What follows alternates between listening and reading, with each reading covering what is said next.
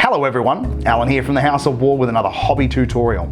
Today's one is going to be relatively elementary. We're going to be working with metal models, how to prepare them for painting and how to get the best out of them. Even if you're a veteran hobbyist, this might be of use to you, might be a couple of things you didn't know about, so please tune in and enjoy the show. For today's tutorial, we're going to be working with two models, an Unearthly Traveler from Crooked Dice, and we've also got the Flamboyant Agent from Crooked Dice. Now they're both quite greasy coming out of their molds, and we need to get rid of some of that before we assemble. So we've got some hot water and some soapy hot water. So we're going to start by putting them in the soapy water and then rinse them out in the hot water. So the reason we do this is to get the excess grease off of them. Time for a bath, boys.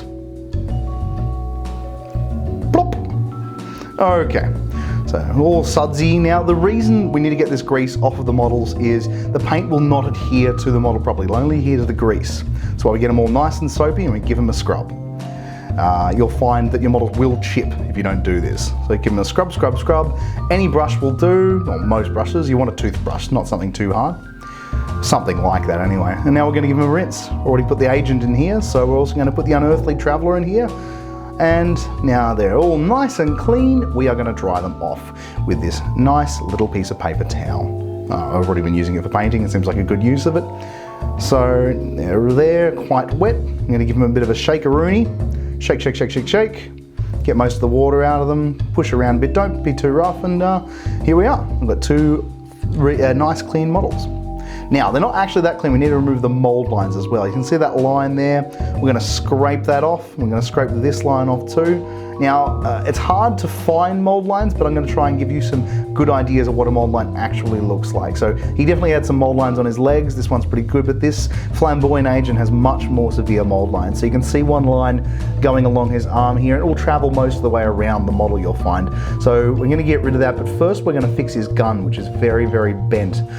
Very, very bent indeed. You just bend it nicely and carefully. Take your time, otherwise it'll bend right off.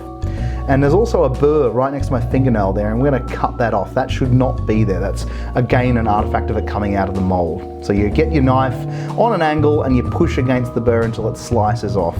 Sorry, I almost lost track of where my camera was here, but as you can see, I'm just pushing into it, and you clean it up by just giving it a bit of a scrape, like you will with the mold lines. Scrape, scrape, scrape until it looks nice and smooth. While we're here, found another mold line along his arm. It's not too visible to you guys, but it was quite visible to me. Scrape, scrape, scrape, scrape. Now this is not a mold line. That is actually the line of his trousers, so don't scrape that off.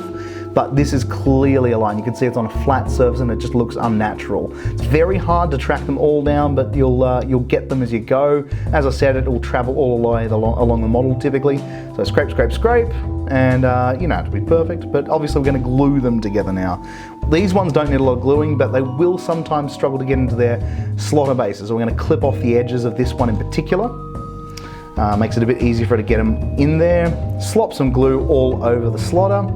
Now also, once we've done that, we also want to make sure we get a bit of glue on both of his feet, because those are going to be the best contact points. So drip, drip, drip, drip, drip, drip.